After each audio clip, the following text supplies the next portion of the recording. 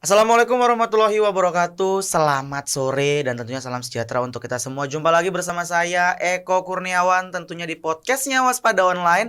Dan di season kali ini walaupun kita masih dalam situasi menahan haus dan lapar di tengah-tengah Ramadan, tapi harus tetap semangat. Dan seluruh viewers, saya mengucapkan selamat menunaikan ibadah puasa. Semoga yang menjalankan ibadah puasa lancar puasanya. Dan kali ini saya kembali lagi di kursi panas ini dan tentunya akan menghadirkan seseorang yang akan memberikan sebuah informasi ke kita semua. Tapi sebelumnya saya mengajak seluruh viewers untuk tetap stay dan ikutin terus YouTube-nya kita Waspada Online, dan kita juga ada berbagai platform yang bisa kalian lihat. Ada di website kita di waspada.co.id, Instagram kita di @waspadaonline, Twitter, Facebook, dan jangan lupa kalian juga bisa download aplikasi kita di Waspada Online Mobile di App Store. Jadi langsung saja, siapakah yang bersama dia? Ini dia, Dwi. Halo, Halo. selamat sore Dwi, apa kabar? Alhamdulillah sehat. Sehat ya? Sehat. Puasa ke-10 ini. 10. 20 hari lagi. Iya. Harus semangat 20 hari Harus. lagi ya menjelang Idul Fitri. Gimana puasanya, lancar? Alhamdulillah lancar sekali. Ya. Oke. Dwi, lagi sibuk apa hari ini? Hari ini alhamdulillah kosong. Kosong Jadi ya. tadi langsung ke Waspada. Oke, jadi hari ini kebetulan Dwi pas memang sengaja sih mengosongkan jadwal khusus untuk datang ke Waspada. studionya Waspada Online. Dwi, sebelum kita membahas topik hari ini topiknya kenapa saya begitu kemarin di calling sama tim dari Waspada Online, saya sangat menarik dengan topik yang ini. Karena lagi happening kalau kita membahas soal toxic relationship. Bener ya? Benar. Tapi sebelum ke situ, boleh tahu Dwi sekarang lagi sibuk apa? Kalau Dwi lagi kuliah juga, semester akhir semester 8 lagi jadi sibuk di UMSU. Universitas Muhammadiyah Sumatera Utara. Benar. Semester akhir ya? Iya. Jurusan apa Dwi? Jurusan manajemen bisnis syariah. Manajemen bisnis syariah. Wow. Jadi lagi sibuk skripsian sebenarnya. Iya, lagi sibuk skripsian. Dan di Maret kemarin diamanahkan juga jadi duta genre Sumut, jadi menambah aktivitas Dwi lagi. Oke, berarti lagi sibuk skripsian, kemudian juga sibuk di duta genre. Iya. Ya, kita ketahui bahwa memang duta genre ini adalah salah satu wadah ya untuk anak-anak muda. Ini di bawah naungan BKKBN. Bener ya, gitu. Jadi kayak wadah untuk anak-anak muda mahasiswa. Mengapa nih bahasanya? Memberikan informasi kepada masyarakat jatuhnya ya. Benar, untuk lebih mempersiapkan perencanaan Benar. hidup gitu. Perencanaan hidup Iya. ya. Dwi udah siap untuk merencanakan hidup? Ini lagi merencanakannya. Oke. Baik, di duta genre sebagai apa kalau boleh tahu? Di duta genre menjadi juara 1 duta genre provinsi Sumatera Utara. Wow, saya sebenarnya dari dulu pengen ikutan, tapi iya. faktor usia sehingga saya memutuskan untuk ya udahlah menikmati hidup yang sudah ditentukan. Sebagai juara 1 duta genre Sumatera Utara tahun 2022. Baru ini ya sebenarnya. Belum ada sebulan. Nah, sebelum kita ke topik, aku pengen tahu lah sedikit. Tentu perjalanan kemarin kan di duta genre juga nggak mudah ya. Melalui proses audisi dengan berbagai peserta yang juga ikutan yang memiliki kemampuan masing-masing. Apa sih yang paling ditanamkan dalam hati seorang Dwi? Kekuatan paling besar sehingga sekarang keluar dari seorang juara. Percaya diri. Percaya diri itu yang paling penting. Itu paling penting. Luar biasa. Dari cara ngomongnya aja ya viewers udah sangat percaya diri. Saya minder. Baik. Dwi. Oke, kita kalau bahas duta genre tadi kan sudah dibahas sama teman kita Alfi ya. Jadi nanti boleh tonton di room seberang bersama Alfi dan juga Ondang. Kalau kali ini segmennya saya bersama Dwi bahasnya tentang toxic relationship. Kalau bicara soal toxic, apa sih yang di mata Dwi definisi toxic? Oke, kalau berbicara tentang toxic nih, menurut Dwi itu lebih hubungan yang tidak sehat.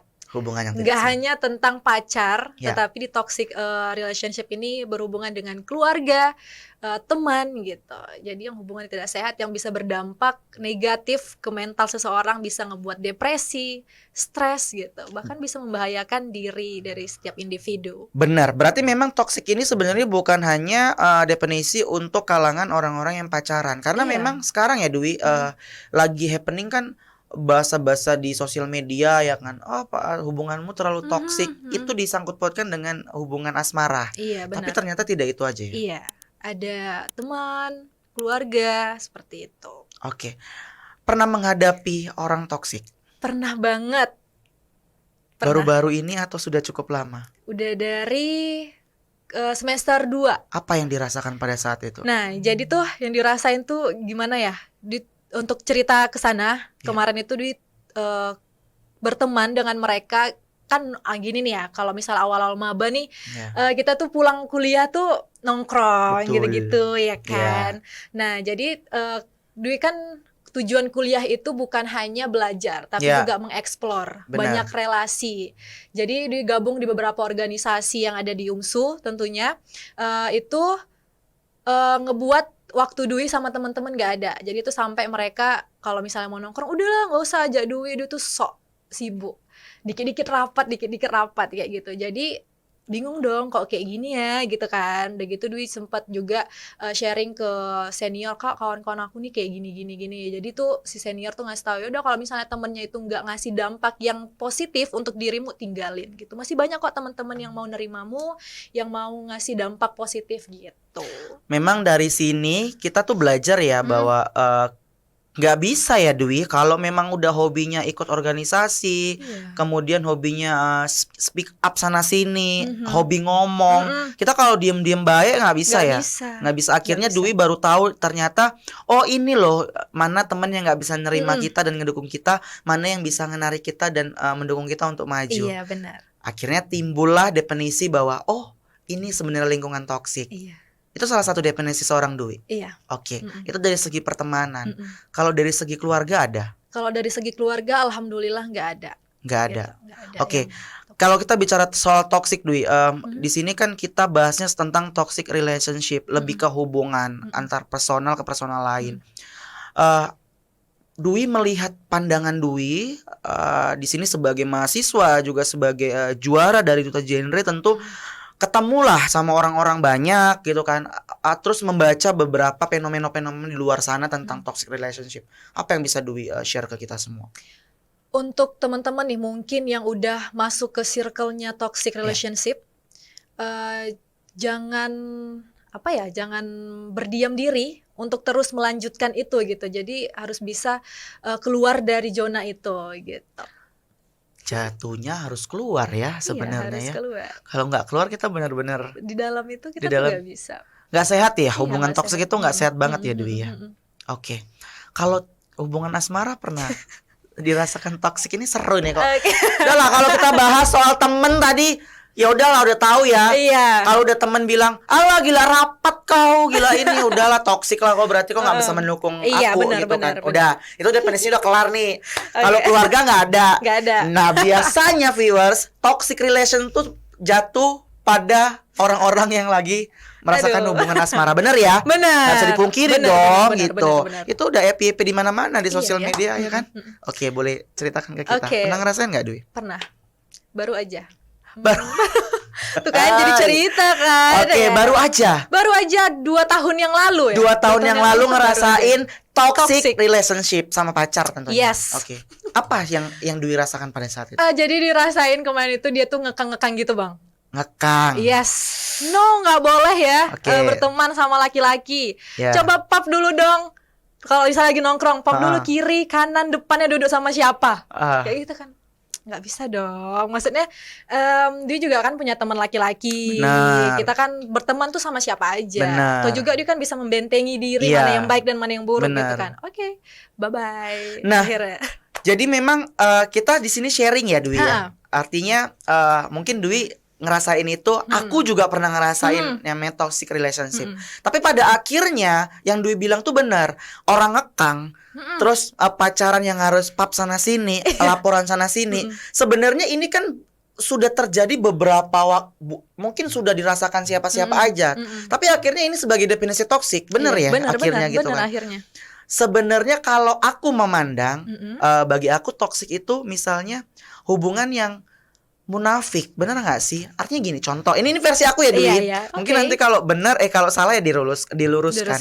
Toxic itu bagi aku adalah dia bisa kelihatan baik-baik aja menyimpan hubungan di depan orang, tapi tidak baik-baik aja dengan hubungan dia sendiri. Benar sekali kan? Nah itu viewers. Jadi memang benar-benar kita ngerasa bahwa ya nggak bisa lah. Hubungan kita nggak sehat, tapi si orang-orang ini menganggap ke depan orang banyak sehat-sehat aja, aku baik-baik aja kok. Padahal kita di dalamnya berantem, huru-hara. Pernah ngerasain itu? Pernah. Selama berapa tahun? 7 tahun. 7 tahun. That's right. Ngerasain itu. Pada saat itu duit di kelompok yang mana? Di kelompok yang mengalah terus atau justru yang terus membangkang? Karena gini, karena menurut aku ya Dwi, api ketemu api nggak akan bisa padam, bener ya gitu. Jadi hubungan itu sama halnya, ya udah, api harus ketemu air, ada api disiram padam. Itu istilah yang umum gitu kan. Kalau Dwi sendiri selama 7 tahun? Selama 7 tahun itu aku jadi yang mengalah. Oke. Ngalah. Iya, ngalah. Hal apapun. Kalau misalnya ada masalah, ya udah deh, daripada ini besar nanti masalahnya, udah pokoknya dia tuh mau bilang gimana, ya udah iya dituruti. Maksudnya coba pap, oke, dikirim, daripada ribut gitu kan. Tapi makin kesini makin kok nggak bisa nih gitu. Dwi salah, Dwi benar, tetap salah. Yes. Sedih gak sih kayak gitu? Sedih banget lah, gila. Ada yang mau ditoksikin ya nih buat kalian semua. Karena memang kalau kita bicara soal toxic relation, berhubungan dengan Duta Genre ini sangat berhubungan sih sebenarnya. Karena BKKBN sendiri itu kan fokus terhadap gimana caranya hubungan keluarga itu bisa sejahtera. Kemudian dengan program-program BKKBN yang diteruskan kepada setiap individu atau keluarga. Nah, kita sebagai anak muda memberikan informasi ke tengah-tengah masyarakat. Nah, artinya ketika informasi sudah sampai, BKKBN juga sudah sukses untuk melakukan itu semua, otomatis keluarga ini kan juga harus melakukan hubungan yang sehat. Kalau hubungannya nggak sehat berarti sama aja toksik. Benar kan? Benar. Oke, Dwi, 7 tahun menjalani hubungan toksik. Kemudian itu 7 tahun sama yang 2 tahun sama beda? Sama? Enggak, iya itu sama. Maksudnya 2 tahun, baru 2 tahun mengakhiri gitu. Oh, baru 2 tahun mengakhiri. Gimana bebas dari kehidupan toxic relationship? Happy dong. Happy, memang caranya adalah memang lupa. Iya, lupa. Oke, bohong kalau Dwi bilang selama 7 tahun menjalani hubungan terus selesai, gak ada bayang-bayang beliau, itu bohong. Bohong ya. Iya, bohong kalau Dwi bilang kayak gitu. Bohong kalau Dwi juga bilang aku udah move on kok 3 hari 2 hari. Bohong. Gimana cara ngadepinnya di hari-hari tanpa beliau? Gimana cara ngadepinnya ya? Lebih menyibukkan diri sih. Overthinking gak awal-awal? Awal-awal iya. Kayak dia ngapain ya? Enggak sih, enggak, lebih kayak mikir gitu. Jadi gitu. Kayak gimana ya? Dia nih nanti datang, karena kan udah kayak deket sama keluarga kan. Nanti dia takutnya tuh bilang-bilang yang kayak Bu, si Dwi gimana kabarnya gitu-gitu kan. Lebih takut kayak gitu. Nanti pun orang tua kenapa putus? Takutnya tuh gitu malahan. Gitu. Tapi cuman ya udahlah dihadapin aja, nggak bakalan dia kayak gitu. Bener. Tapi bener sih, kadang ada baik dan buruknya ya Dwi. Ketika kita menyimpan sebuah permasalahan, ibaratnya ini kan masalah Dwi adalah toxic relation, hubungan antara Dwi dengan pacar Dwi. Kalau kita bahas ke keluarga, jatuhnya nanti menjelekkan si beliau. Bener. Jadi ditahan sendiri. Tapi kalaupun kita nggak cerita, takutnya kita yang disalahkan. Iya. Bener kan? Bener. Jadi memang belum ada titik tengahnya. Nah, susah mencari hubungan yang baik-baik aja setelah selesai. Itu susah banget. Dijadikan best friend itu susah. Nggak bisa dong gitu. Karena itu akan menimbulkan masa lalu yang akhirnya menjadi masa depan lagi. Iya, bener kan? Bener. Ini cocok nih kayak gini nih. Cakep ya. Suka aku ini kayaknya kalau kita bahas sampai jam 4 sore. Tahan ya videografer, sabar ya Pi. Tadi pembahasannya kan kalau tentang duta genre, kita tentang toxic relation. Tapi bener. Jadi akhirnya Dwi akhirnya bisa move on itu berapa lama waktunya? Setahunan gitu ya. Gila, setahun coy. Dari bayang-bayang hal negatif yang dia lakukan gitu, bukan malah hal-hal indahnya yang diingat gitu loh. Nah, setuju. Berarti selama setahun membayangkan hal-hal negatif yang dia lakuin ya. Jadi aku takutnya kayak nanti ketemu orang baru lagi, nanti laki-lakinya sama juga kayak dia, kayak gitu. Takutnya tuh malah lebih ke situ gitu. Sorry, toksiknya tapi nggak sampai hal yang tidak diinginkan, contoh kekerasan atau apa? No, hanya kayak aku nggak terima nih dengan sikap dia yang begini, gitu.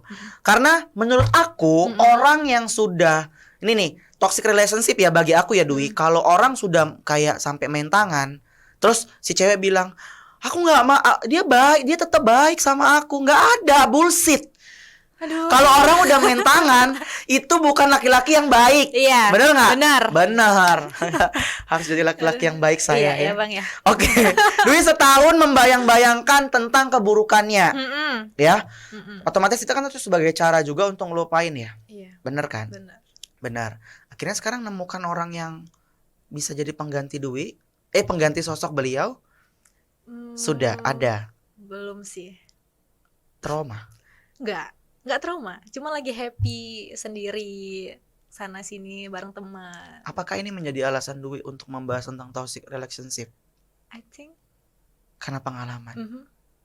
Jadi tuh kalau misalnya orang membahas tentang toxic tuh, oke, aku pernah lo di situ gitu. Pernah di fase itu, pernah di dalamnya. Hal yang paling toksik banget dari sosok beliau, kita nggak sebut namanya ya, mudah-mudahan nonton nanti dan menjalankan ibadah puasa. Ya kan Dwi? Dan sadar tuh toksik loh. Apa yang paling berat banget Dwi pada saat itu? Yang paling berat itu dia selalu negative thinking ke Dwi. Jadi Dwi itu dari dulu, dari SMP tuh memang udah banyak temennya tuh cowok gitu. Jadi ketika Dwi kan kuliah nih di Medan, balik ke rumah, mereka tuh dateng gitu kan, datang dan di rumah tuh kan ada orang tua dan nggak mungkin kan ngapa-ngapain juga gitu kan. Lagian udah temen dari SMP tuh udah tahu seluk-beluknya kayak gimana gitu. Nah jadi ketika mereka datang tuh ke rumah, selalu nuduhnya itu kamu kan yang ngajak gitu. Kamu ngajak ngumpul-ngumpul kan? Enggak, padahal tuh mereka tuh jumpa di jalan, ya udah pulang, datang gitu. Jadi selalu negatif thinking. Kan silaturahmi main ke rumah. Kecuali Dwi pergi berdua. Nah itu baru salah kan? Itu baru salah ya. Oke, itu yang membuat Dwi merasa ini kayaknya nggak benar. Ngerasa hubungan itu nggak benar tahun keberapa? Itu udah tahun ke-7. Justru tahun ke-7. Iya. Gila Dwi 7 tahun pacaran. Aku aja gak sampai segitu pacaran dulu. Kok tahan banget sih? Jadi tuh dulu tuh kan Dwi kan di Parapat tuh ya. Jadi tuh circle-nya tuh masih situ-situ aja, belum keluar dari sana. Bener, lingkungan pertemanannya juga gak luas. Ya, bener. Jadi kayak aduh kalau misalnya nanti. Nah ini salah satu kenapa Dwi gak mutusin waktu itu. Takut menyesal, takut mengambil tindakan yang salah ketika mutusin. Nanti takutnya nanti kok nyesal mutusin dia loh, dia tuh kayak baik. Itu ya Allah, selalu mikir hal baik padahal tuh udah buruk gitu.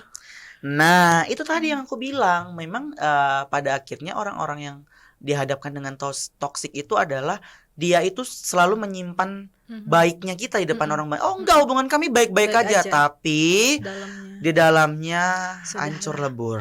Iya benar, itu seru. Aku setuju itu karena aku juga pernah mengalami hal itu gitu. Jadi jatuhnya ya pasti orang yang dihadapkan dengan toksik kemudian selesai itu akan overthinking. Itu nggak bisa dipungkiri. Sangat overthinking. Kalau Dwi tadi versinya beda ya, mengingat keburukannya. Kalau aku enggak, sama siapa di mana, sedang apa ngapain, yang kebiasaan yang selalu dijalani bersama ini enggak. Jadi kan ngerasa kehilangan tapi bisa move on, tapi butuh waktu. Bener kan? Dan pasti trauma. Iya sih. Bener ya? Bener. Trauma karena memang salah satu aku nggak bilang toxic ini sebuah kriminalitas dalam sebuah hubungan sih, tapi kayak mana ya? Apa sih Dwi definisi toxic? Aduh, Yang gimana paling ya? yang paling dapat karena Dwi yang pernah ngerasain nih. Mm-mm. Kita ke versi Dwi dulu ya viewers. Kalau dari versi Dwi toxic tuh yang nggak dampak positif nih, apapun di dalamnya itu buruk terus gitu. Buruk terus ya. Iya, mau dia ngelakuin kebaikan dikit pun pasti ujung-ujungnya tuh bakalan ke situ lagi gitu. Ya, betul sekali. Betul ya? Jadi kadang pasti Dwi pernah ngerasain yang gini. Contoh, berantem hebat. Ya kan, berantem hebat. Terus baik. Setengah hari kemudian baik. Iya. Otomatis udah lupa nih sama yang berantem Iya. hebat. Tapi ketika sendiri pasti Dwi pernah mikir gini, aku pasti akan ngalamin ini lagi. Iya betul. Iya betul. Betul. Bener kan? Bener sekali viewers. Jadi memang kita itu kadang pada akhirnya kita itu nggak bisa sendiri. Iya. Gitu. Menurut aku lebih sakit ditoksikin daripada harus diselingkuhi. Itu versi aku sih. Gak tahu versi Dwi seperti apa. Karena mental yang kena. Bener gak sih? Kalau diselingkuhin sorry to say, oh kok selingkuh, oke mentalku kena. Tapi aku gak akan pernah trauma. Tapi kalau sudah ditoksikin, ini bicara mental to mental. Yes. Bener kak? Benar. Bener gak sih? Benar. Kita kehilangan teman-teman kita. Kita Benar. kehilangan orang-orang yang biasa dekat sama kita. Karena apa?